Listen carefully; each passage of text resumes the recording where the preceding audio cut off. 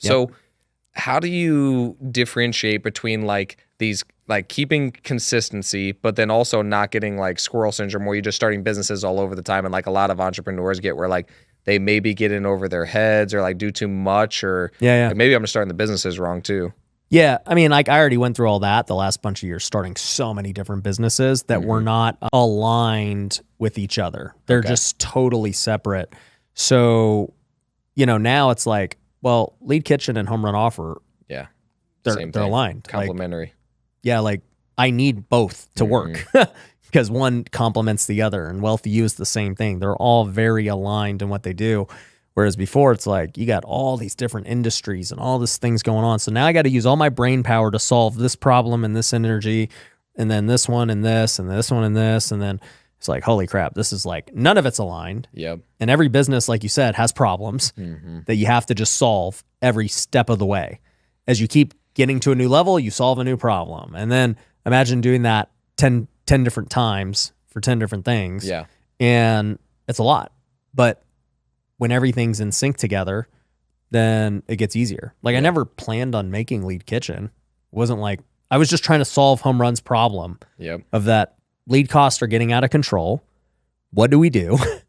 How do we still be profitable? Because like we know that really wholesale fees and flips and stuff, like margins haven't changed over the years. Like wholesale fees still been 15 grand, 20 grand. Like if you look at the nationwide average, even though housing prices have risen, wholesale fees haven't really changed. Right. Flips, flip profits maybe have gone up more than wholesale fees, but still it's relatively unchanged the last 5 years, especially with the down market. Like people were making way bigger fees when the market was appreciating. And it was luck. It wasn't any of that. So I'm just kind of looking at that and I'm like, this is not a good recipe for long-term if lead costs are doubling, but profits are the same. Yep. That doesn't work. So something has to give. Yep. That makes a lot of sense.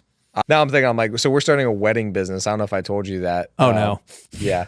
So now I'm just like, but it's funny because it was almost in alignment with the other stuff. So we have the Fort Wayne RIA, which is teaching people about how to invest in real estate. Yep. But when we buy a big building specifically for the RIA, which we decided to do, then now we got to find a way for that building to make money. And so let's start a wedding business. And then now I'm like, this is going to be a lot of work. This is going to be a lot of work. You should just put your office in the big building. It's not set up for that. It's the wrong one. Our office is right next to it though. It's very close. So we're going to be really close to it, which is nice. But now I'm just like, man, I just keep starting new businesses because of like trying to solve different things and I'm making too many decisions. And so I don't know. I would not do that.